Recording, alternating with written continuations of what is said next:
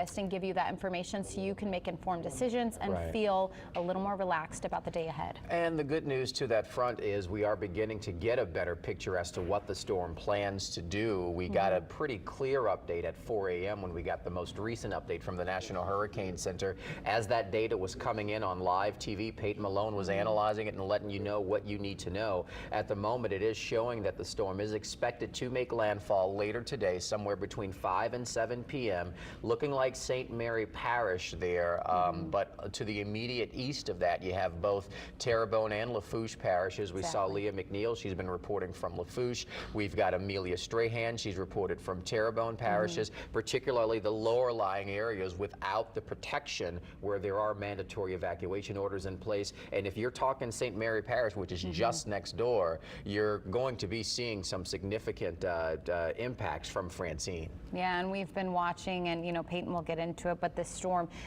we have seen the structure become a little more solid, and so that was what we were sort of waiting to see yesterday when we first left off and into the evening, trying to figure out then what would be the intensity when Francine does make landfall. So of course, tracking all of that time frame is very key, because you do have some time this morning, and that's why we're so grateful that you're joining us as we approach the 6 o'clock hour, because this is the time to make those decisions, whether you go, whether you stay, if you have everything you need, because there are a number of curfews in place all across our area, and we will of course list those for you. But if you would like to jump ahead, you can find that on our website. But you know, this is the time to make those decisions and stay firm, and also gives you a window. Maybe you've already decided, but maybe you need to check in on loved ones, make sure they have what they need, get out and maybe help them out, grab a sandbag, as Leah's giving us those locations.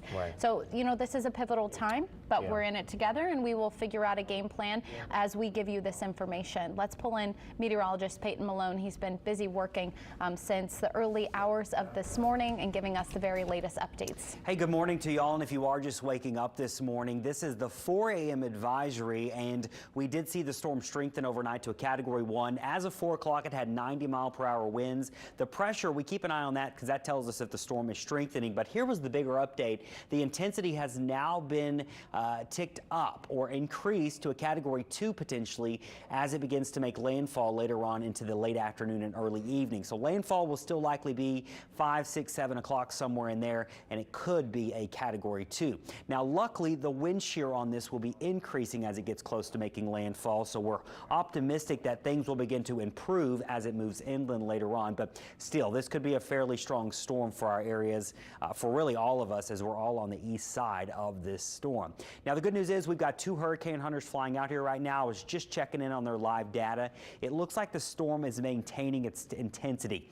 It does not look like it's rapidly intensifying, so that's the good news.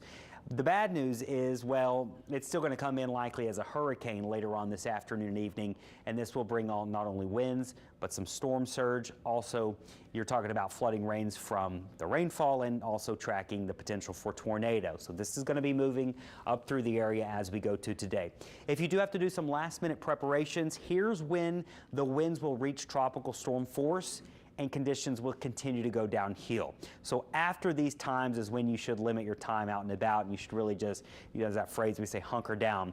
So you should do that after noon along the coast. So you still have the rest of the morning. Those tropical storm force winds on the coast will likely start from lunchtime and increase through the afternoon. The worst of it will be late afternoon, early evening as the core of Francine moves in. For the metro and the river parishes, we're expecting the worst of the winds to be later tonight, but those tropical storm force winds will start to increase across the metro and river parishes by around 4 to 6 p.m. That's when you reach 40 miles per hour or higher. The North Shore, those 40 mile per hour or higher winds will start around 7 to 9, so a little bit later on this evening, and even further to the north in Washington Parish, in southwest Mississippi, it may be even closer to 9 or 10 o'clock tonight that you start to see those conditions deteriorate.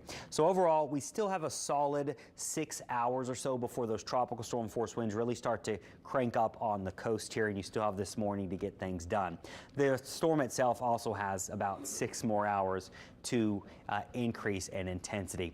So coming up here, we've got a lot to break down for you all morning long. We've got an entire crew scattered across the area. We'll have coverage